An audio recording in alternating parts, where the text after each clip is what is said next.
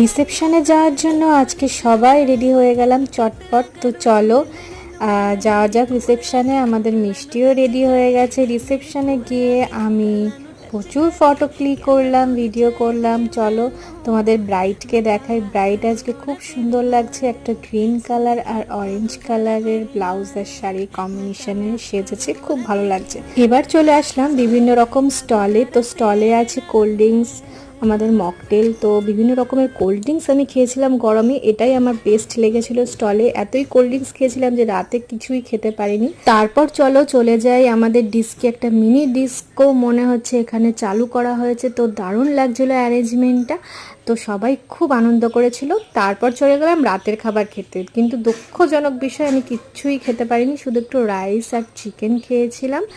ওকে বন্ধুরা, এবার দেখা হচ্ছে পরের একটি নিউ ভ্লগে। ভালো লাগলে অবশ্যই সাবস্ক্রাইব করো। Tata, bye bye.